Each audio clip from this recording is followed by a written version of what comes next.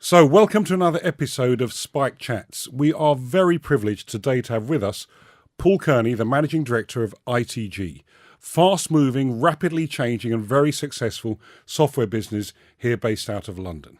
Paul, you weren't always in software, were you? No, that's true. It's a bit of a long story. I started life as a dentist. As you do. Yeah. Well, it's a funny story, and it's probably a story that takes me all the way to where I am now, because I started life as a working class family. I did well at school. I went to university. This was in Liverpool, was it? Yeah, just north of Liverpool. Yeah, just north of Liverpool. And I ended up falling into an expectation that because I'd done quite well at my exams, I should go and do. Well, medicine was actually. I never told you this story. No. Yeah, my sister is 7 years older than me, and she was very, very hardworking. And she went to university at Liverpool and became a doctor. She actually became one of the youngest female consultants ever in the UK. So Sue, in her first year as a house officer, so she'd have been 21, 22. And at this stage, I'm 17 or so. She had a house party, and I went to the house party, and I was chatting to one of her colleagues, and he said, "What are you going to do?" I said, "Well, I've done my exams. I'm going to go and be a dentist." He went, "Sorry, I'm going to be a doctor." And he goes, "Why do you want to be a doctor?" I said, "Well, because it's a good job." He goes, "No, what you want to do? You want to be a dentist because they don't do any work and they get paid loads." So The best career advice in the world. Brilliant. Yeah. So my entire career was built on that for 4 years. Really? It was that conversation? Yeah, I'll be honest that I hadn't really put any great thought into this. I was at a stage where I wasn't aware of what I wanted to do, and I wasn't really aware of my potential or what I was. I was at 17 years old. I was nowhere near formed enough to have a sensible decision making process, and I've always had a slightly reckless streak, and so I just threw myself into being a dentist, and. A couple of years later, I realised that I was in a career path that wasn't necessarily suited to what I wanted to do. Why? How did you know that? I just wasn't enjoying it. I wasn't inspired by it. I knew that I could qualify, and there was a stubbornness about me that meant that I was never going to give up. Were you any good at it? Yeah, I think I was good at the patient management bit because I like people. Yes. And dentistry, all medical profession is about managing people, and Yes. And that's the thing that came intuitively close to me, but technically, I'm sure there's better dentists than that. I mean, and there's dentists that put a lot more effort into it. Let's face it, they deserve to be better than me. And so my life carries on, and I ended up qualifying. I then did my vocational training year, and at that point, I had to make a decision because dentistry has long talons, and they're called mortgages because people will lend you money when you're a dentist, and they're desperate to get you on to getting a car and a house and all the rest of it. And so I'm there going, right, okay, I need to stop this because I'm going down a route that I won't be able to get back from. And I think that's probably... Even though it would have been quite a successful and comfortable route. Yes, that was the one thing I was absolutely clear on, that I did not want a successful, comfortable life, as I'm sure you really know. Yes. What I wanted to do was to achieve things. I always say that I almost have my first midlife crisis around 17 years of age, and I've been in that phase ever since. I've always been terrified of not achieving things and not doing things with my life, because you get one shot at it, and I wanted to achieve a lot of things. So get back. So I'm 22 years old, and I'm a dentist, and I'm thinking, right, I need to get out fast because I'm going to owe too much money and I won't be able to afford elsewhere. So I applied to the Royal Marines, and I eventually went on to Royal Marine training. Hang on. From dentist to apply to the Royal Marines. Why the Royal Marines? Right. Why the militia? Why the armed forces? Right. The military... what I would say is it was more the call of the wild, the call of adventure, than being in the military itself. Okay. I did at university, did a short period of time in the officer training corps. And again, they all come down to similar conversations. I was chatting to this guy on a bus, and he goes, and everyone was going to go and join the army, and they're all going to be officers, and they're all going to go to Sandhurst. And I was chatting to him. He goes, yeah, I'm not. He goes, no, I'm not going. I'm going to join the Royal Marines. I said, why is that? He goes, the Royal Marines is a much more egalitarian organisation where basically you stand on your merits. It doesn't matter what school you went to or what accent you've got. The best come to the top, and the rest don't make it anywhere near. And so that's what. And I have no idea. That's you, but that's you, isn't it? And so that stuck with me. And it was probably 2 or 3 years later when I thought, right, I need some adventure. I'm going to join the armed forces. And then the Royal Marines was the only one. It was the only one I considered. So I just went straight for the Royal Marines. Meritocracy. Yeah, exactly. And I found a home. I really did. I also found a catastrophic pay cut. which was awkward for my wife because I'd only just met my wife and she tells this great story that when she met me I was a private dentist. I went rapidly downhill ever since. So I'm now working I finally started in the Marines and the training is brutal. Like it really is brutal, and it programs you for things that you just do not understand are occurring to you. Like I remember. You'd wake up in the middle of the night, you'd have all kinds of flashbacks, and just the sleep deprivation, the physical and mental arduousness of the course is such that it changes you in many ways. And my wife noticed this happening to me, and I didn't realise until 10 years later the armoury of skills it had given me, because it wasn't that until then that I was in a war. So on training, just help us with this. So, are you an individual on the training, or are you already starting to become part of a team? Right, the Royal Marine training is absolutely exceptional. The first thing I'd say is that all the instructors have come from an operational unit. So you're not trained by any theoretical idea of what a Royal Marine should be. It's based on guys who have been in a war zone or been in an operational unit are physically training you, and they're training you a syllabus which was basically unchanged since the Second World War. So the same commando test exists now as existed then. So you have you have a set standard to achieve, but the way with which you achieve it is under the guidance of guys who have very recently come out of operational units. And so you then you get put together. There's a group of I think at the time initially there was like 24 of us, and you're formed as a troop. And all of the instructors treat you as if you are already a formed troop, even though clearly you're not. You're a group of individuals. But over the period of 2 years, and the first 9 months at Lympstone, and that's the longest infantry training in the world, you slowly coalesce into a formed group of men. So you have what the Marines would describe as individual training and collective training. The individual's getting stronger, and the team is also getting stronger, because ultimately the job of a Royal Marine officer, which is what I was, is not to be part of a team but to lead a team, and that's obviously another. But you had to go through to understand what it was like to be part of a team, to walk in the shoes of your people, to be a leader later. Exactly, and that's it, and that is absolutely fundamental to everything I've ever done since then. The lessons of you walk in as the most basic Royal Marine recruit, you do every single task that any Royal Marine could ever be expected to do, and then finally you do the commando tests, but you have to do them faster than a Marine would normally have to do, just to prove that you have the physical and the mental attributes required in order to lead the Marines. So let me see if I got this right. You go through all the basic training, and then at the very end, the commando test, they set the bar even higher for those who are going to be officers. Correct. Well, it's simple like the 30-mile across Dartford, 7 hours for a Royal Marine. Sorry, 7.5 hours for a Royal Marine, 6.5 hours for a Royal Marine officer. So it's not just bringing leadership to it, it's the physical elements as well. Yeah. Why? What's behind that? For a long time, I thought it was about creating universal soldier, about creating someone who's physically stronger than everybody else.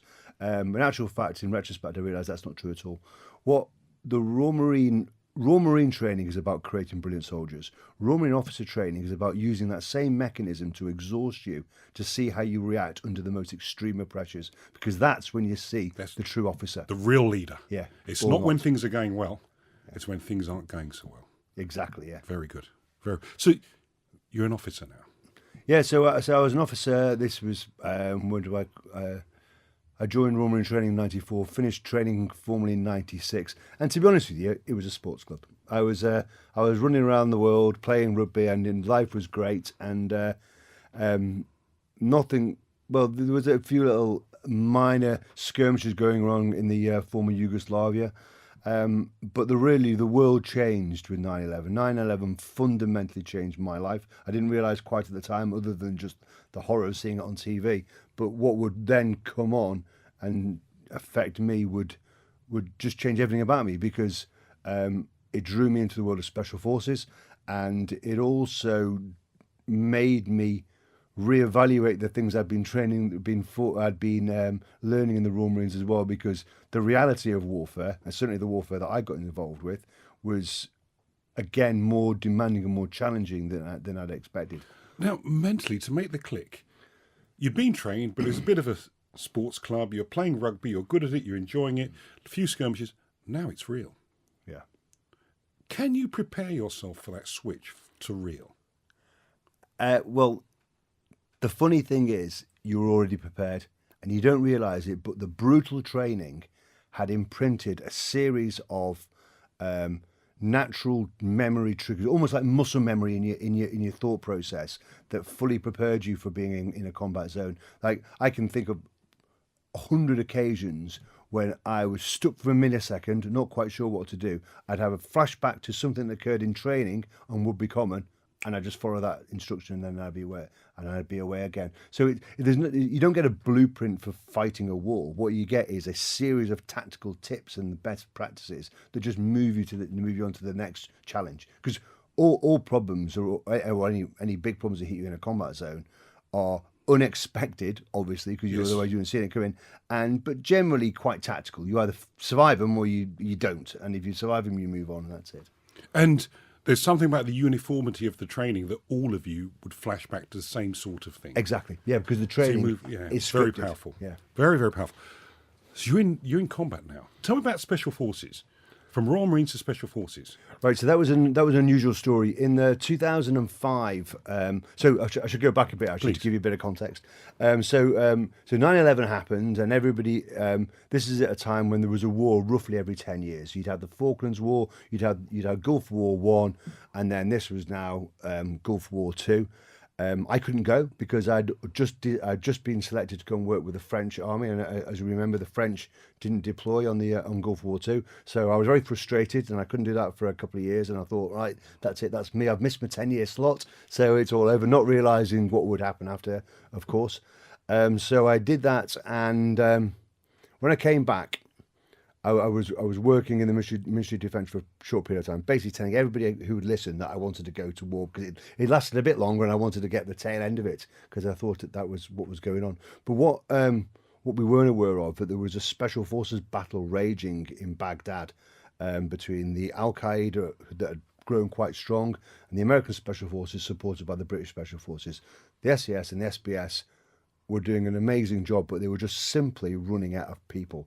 Not through casualties, just through simply churning in and out of theatre, and there was operations all over the place. You remember this war on terrorism was, and like the best resource on the planet was the SAS and the SBS. So everybody wanted them, so they're being stretched everywhere. So as a result, we needed to create, or the British government decided needed to create much more special forces, but almost like a tier 2 special forces, guys who would just specialise on the combat operation and nothing more. And I got a phone call that said, right, we're raising a unit based around the 1st Battalion of the Parachute Regiment. We need a man who's going to lead the entire Royal Marine element, which is the Royal Navy element, and you're it. And that was it. So I then turn up the first... So hang on. Why you?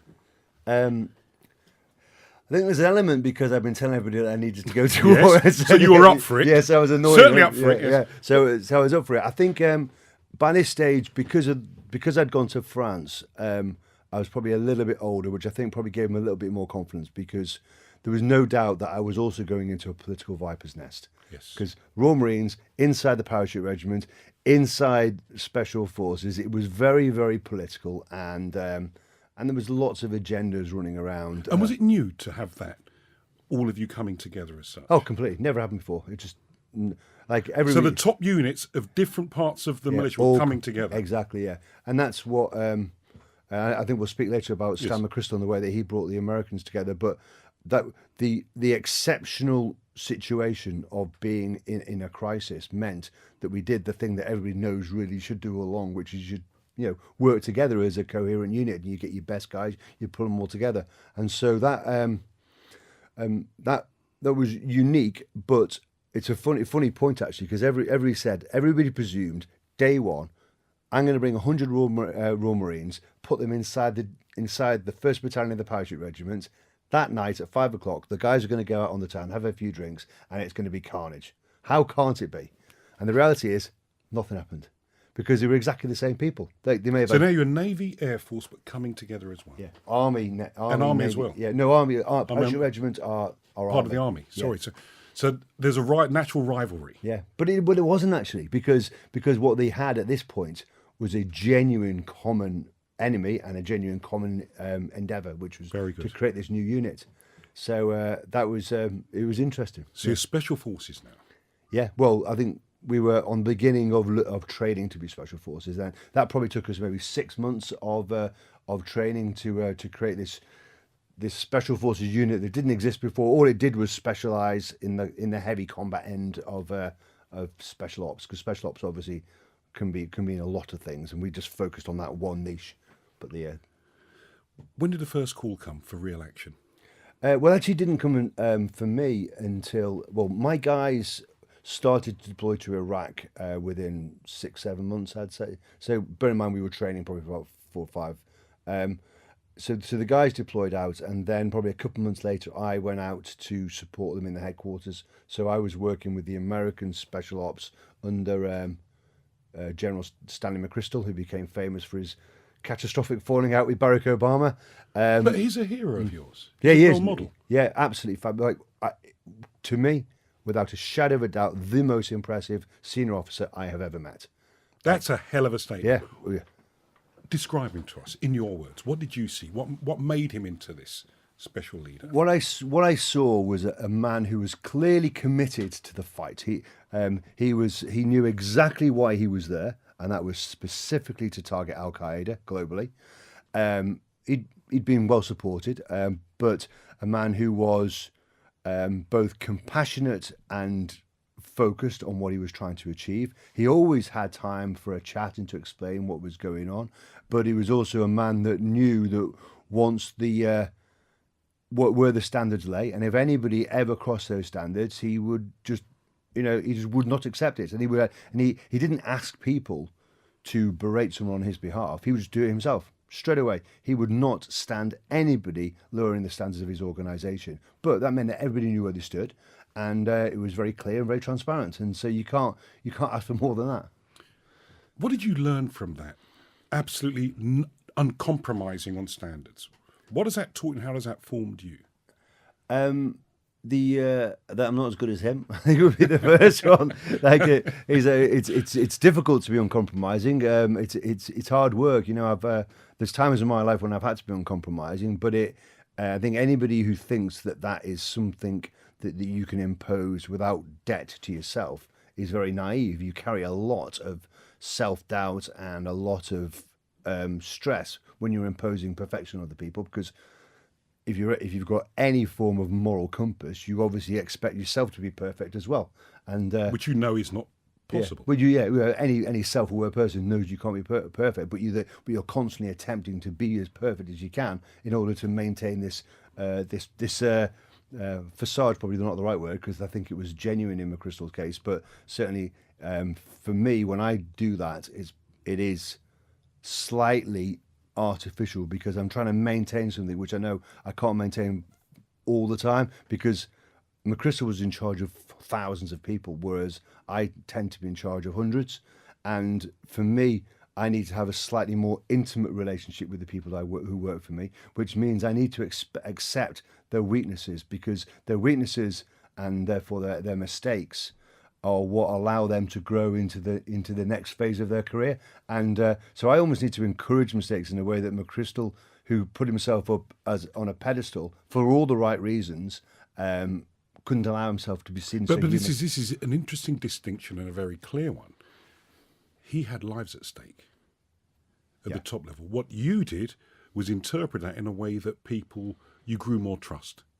Yeah, I think that's probably because you right. could be a little bit more flexible. Yeah, exactly. Yeah, But the standard was very clear. yeah, absolutely. And with that 100%. standard, it enabled you to be seen to be flexible. Yeah, and the other thing, which to be fair to General McChrystal, is he had a bigger challenge than me as well, because he was in a world of three-letter organisations: CIA, FBI, MI5, MI6 on our side, SAS, SBS, you name it, Delta Force, SEALs, and he needed to bring all of those into one organisation, and so he had to be absolutely both transparent and stable in the direction he gave. He couldn't have such an intimate relationship because he needed them all to see the same version of Stan McChrystal, and he did. He pulled that entire international what do you call it, special ops intelligence community into one team that was absolutely focused on one thing. And if you know anything about the international espionage community, is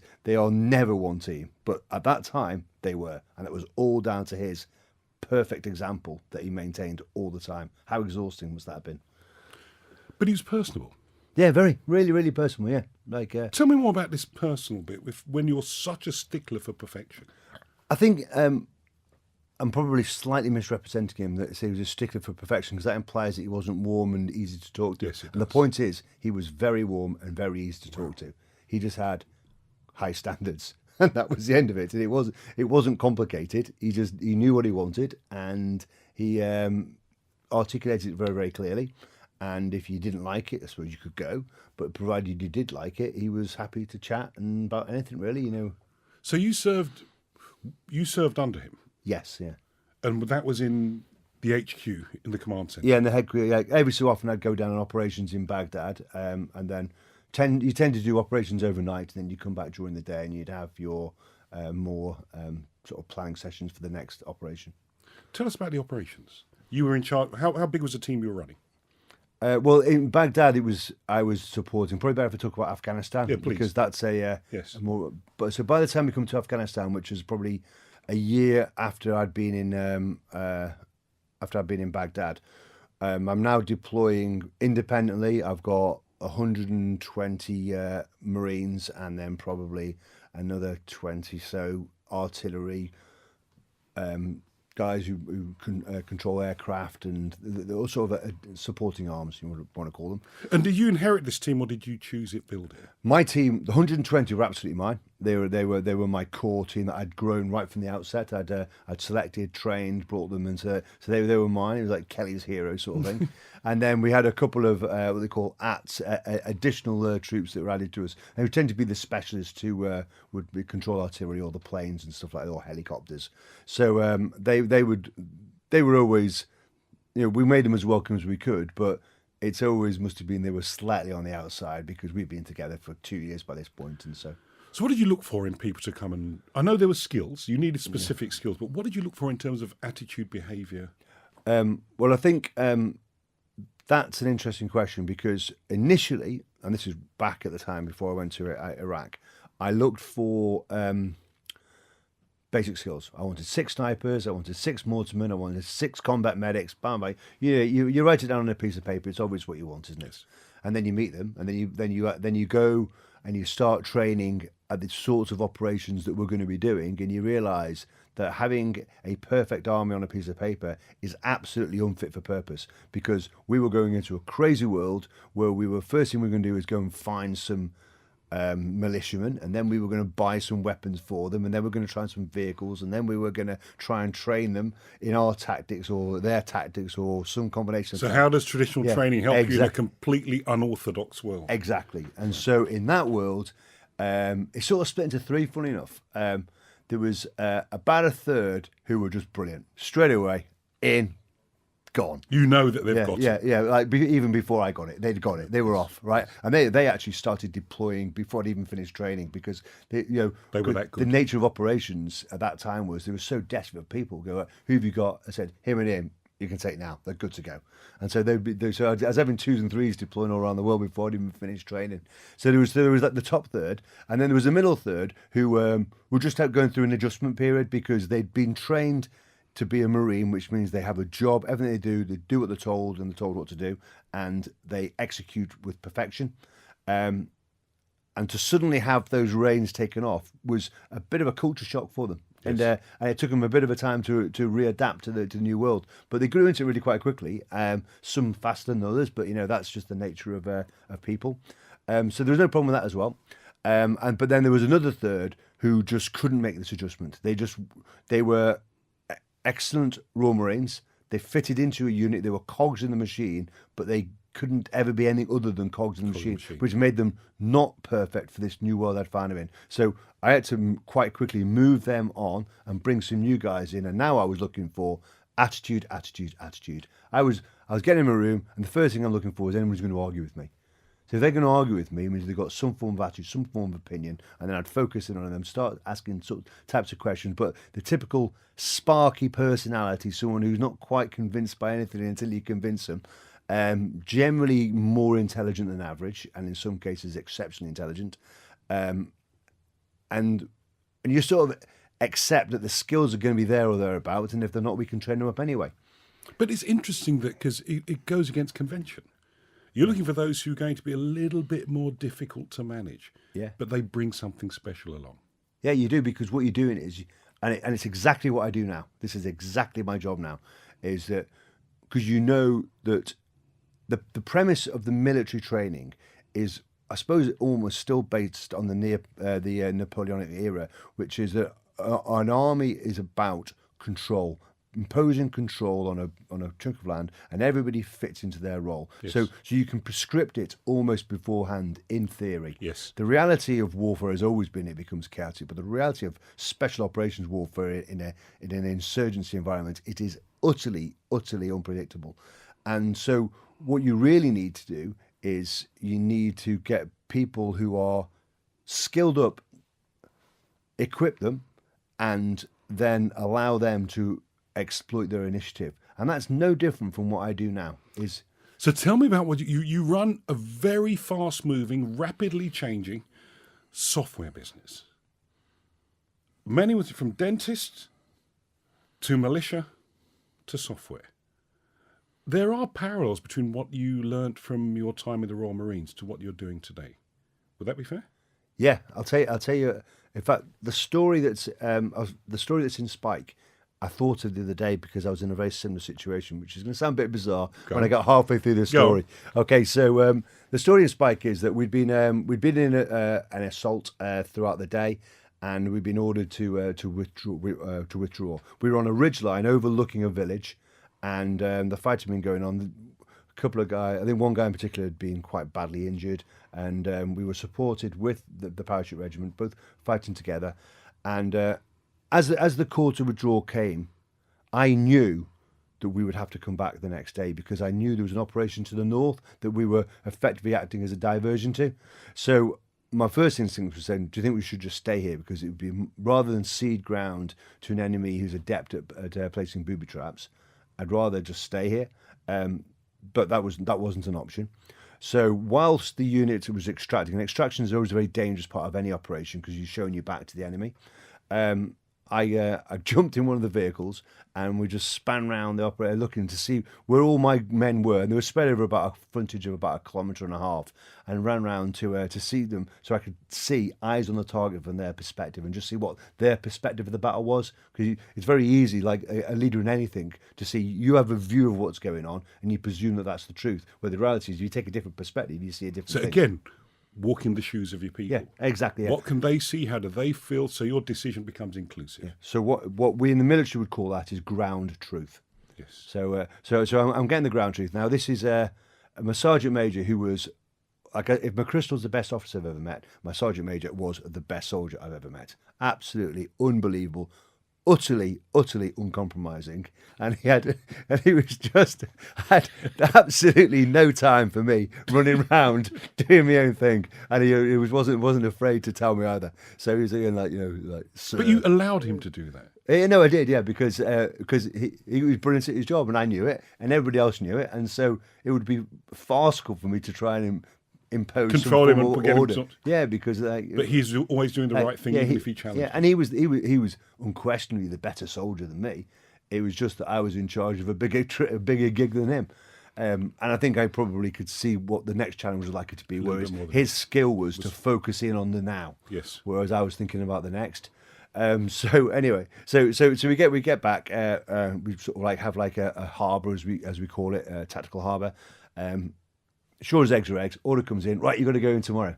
So I'm going, oh Christ, here we go. So I was really lucky because I got all the guys in and said, right, okay. The reason I looked at from position, we're going to go back in tomorrow. We can't go in the same way because that's too predictable. So how would you, Mr. Sniper, Mr. Combat Infantryman, Mr. Mortarman, Mr. Artillery, how would you run tomorrow's operation? And they basically fed back to me their plans. And I'd say, right, go away now. I'll write the orders. So then I have to write the orders because you can delegate everything but responsibility, and the responsibility of the leader, certainly in combat, is to pull all of that into a single coherent plan and say, right, and you get them all back in again, and you're giving them a set of orders, most of which they told you in the first place. So it's a very easy transfer of information. And when they don't get what they thought was the best plan, I took the time to explain why that was. I was told very early in the Marines, you never explain an order. That is the most ridiculous thing I've ever been told in my life. You should always explain an order because people want to see the context of why you ask them to do it, particularly if they're risking their lives. And they feel trusted. Yeah, of course, yeah. And so you bring... So let me just go. The process is really interesting because what you've done is what each of you think we should do. Yeah. You bring it together, you weave it together, say everyone's had their voice heard. Then you come up with a setup. Here's what we're going to do, but you still enable them for you to ask questions so I can explain it. So there's collective ownership and responsibility for the plan. Would that be fair? Yeah, that's exactly what it is. And I think one of the elements of that is because they were part authors of the plan, for want of a better phrase. They intimately understand the plan. They are much closer to the planning cycle, which means that when things go wrong, and things always go wrong in any situation, let alone in combat, is they're much more likely to react in an intuitive way, which is aligned to the intent of the plan because they understand the plan intimately. So to carry on with the story, so we go in, we do the operation. Everything went swimmingly well. Nobody got hurt. We did everything went nicely. And I then forgot about that until I wrote that chapter in the Spike thing. Yes. And then last Wednesday was, because I knew, because I was, he wasn't I? So last Wednesday it was on my mind. And we were doing, I had to pull together the tech roadmap for my ITG, for the shareholder meeting. And so once again, I found myself in a situation where I need to give a set of complex instructions which involve multiple work streams. So I just got them all in. So I got all the guys who are in charge of the various work streams, and I got them to say, right, I've got to present a unified technological roadmap to the rest of the shareholders in a couple of days' time. What would you do? And so I go through it, Mr. Templating man, Mr. ECRM man, Mr. MRM man. And so they all gave me their ideas. And once again, right, go away again, I'm going to sort it out. So I then brought it all together in a what they would consider to be an overly simplistic plan, but it has to be because my job is to translate to non-technical people technical things. And so I find myself once again on the hill looking down at the village, writing this set of instructions, or what we now call a technical roadmap as opposed to a combat plan. But essentially the same thing. And did you do the ground truth? Yeah, absolutely is the ground truth, because the ground truth was everybody's version of the truth, how they saw the situation in perfect isolation, because they don't worry about what everybody else is doing. They only worry about their own problems. And the role of a leader is obviously to bring all of those problems together, deconflict, sometimes add on top of each other, and just to create the plan which is both efficient but also simple, because it's got to be simple for people to follow it. And it just bears such relevance to what you learned in the theatre of conflict. Absolutely, yeah. It's exactly the same. So, to bring it all back to Spike now, you're running a very successful but complex business down here in London. Complex is definitely the word. Yes, yeah. Complex it is. Again, you have to recruit. Still attitude? Yeah, attitude and ironically youth. Which I say ironically because most people would think, because it's the world. Our job is to effectively produce marketing software which is very simple for the marketeers to use, and to make software simple, it has to be incredibly complex underneath. Yes. But the idea is that the client never gets to see the complexity; they just get to see the beautiful interface. So that world is complicated to do, and originally we hired the best we could find in London, and but what we found was the best tended to come with attitude. There's a word again, but not necessarily an inclusive attitude, an attitude that they had an opinion on what and the way things should be done because they'd seen it all before. And so what we've started to evolve towards is I created a team that didn't exist before, what we call the ECRM team, and we just got young lads in and girls in. So ideally 19, 20, 21 years old. My advert had in LinkedIn was qualifications not required, attitude essential. And so again, what we're looking for is just people who are bright, ambitious, team orientated, who want to get on in the technical space. Because you know what? In 6 months, they've caught up with half of the business because something to do with technology and it moves so fast is that nobody is really an expert, even though they claim to be. And some of it is just being able to engage with the team and work collectively makes them so much more valuable to me. And then once you've got that core DNA, you can then promote them into being a project manager or a technical lead because you're fishing from a pool of fat fish, Hungry, yeah, exactly. great attitude, team players, Exactly. do exactly. anything. Yeah, and that thinking back, and I've never really thought about this, but thinking back, that's exactly what my Marines were the second time round when I went through. So, in closing, this is fascinating. We could talk forever, but in closing, let's talk about you for a bit. I'd rather we didn't. Well, we're going to. From north of Liverpool, from humble origins, you get to university. You become a dentist. You then join the Marines. That person that joined the Marines then and everything you've been through, who's served in the theatre of combat and is out now in civilian life, running a software business, how has your journey changed, shaped you? What has it given you today that you can run a really complex business? Ooh, that's a question. Let me think. A lot of it is confidence, if I'm honest. In that once you've seen it all, you realise that it ain't much to see. Very good. When I was younger, I was probably quite insecure. I don't know why. I was quite chippy, and I had no reason to be chippy because I had a loving family and all the rest of it. But I felt that I wasn't as good as the people around me. And then when I was at dental school, I was very almost felt inferior to what I would say the posh people who came from the good schools because I didn't come from that sort of background, and so I felt a degree of inferiority, which just made me fight, obviously, because I'm naturally aggressive, so I compete against them.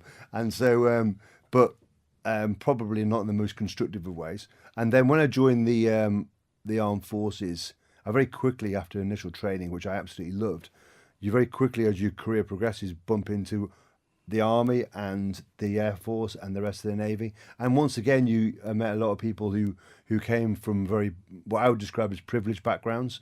And again, that sort of like made me bristle a little bit. And what I've learned over the period of time is, and once you've been through a combat zone, all of that goes away. There are zero agendas on a battlefield. That's one of the very few great things about being in a combat zone. But one of them is there are no agendas at all. You see people for exactly what they are, and once you've seen that, and you see all these people that you sort of had opinions on being laid bare, and some of them being amazing, and some of them not being amazing, but that just being a function of their own personality, you realise that you're just as good or as bad as them. It doesn't really matter. They're trying their best and you're trying your best. So I think one of the things I've learned is perspective. But the other thing which I learned and probably came most strongly from McChrystal, but then as I again went through the rest of my time in the combat world, was just the importance of clear communication to your team. Because most people want to do a good job, and the organizational turbulence stops them from understanding what they're trying to achieve. And so as a leader, your most important, in fact, knows two important things. Firstly, to explain to people exactly what you want them to achieve so that they can give it their best shot, Yes. using all of their initiative. I'm not Yes. saying you have to be prescriptive. You say, look, that's the objective, please do it. And then the second thing is to use your position of authority as a shield to give them freedom of action to make mistakes, because only by making some mistakes, I don't mean ridiculous mistakes through laziness, I mean through trying something new. I often say the phrase mistakes made in the pursuit of excellence are admirable in themselves. Yes. And Wonderful. and once you allow that to happen, the team below you start to gain the confidence that I gained on the battlefield, because they know it doesn't matter if they get it wrong. So that means they can try and get it really, really right, and that tends to empower them. And if you've got the right people in the first place, if they're intelligent, well motivated, with a good attitude, they'll respond to that environment, and they'll generally do all your work for you. Which We come full circle. Paul, fabulous to talk to you, and thank you for the candour. This is Rene Carriel with Paul Kearney, Managing Director, ITG, brilliant software house, but another episode of Spike Chats. Last year, I released my book, Spike. What are you great at? In the world of Spike, there are no losers anymore. Everyone has something they are great at. Now you can get it as an Audible book from Amazon's Audible, read by me and the people contributing their stories whilst you're driving, at the gym or walking the dog. Download it now from Audible.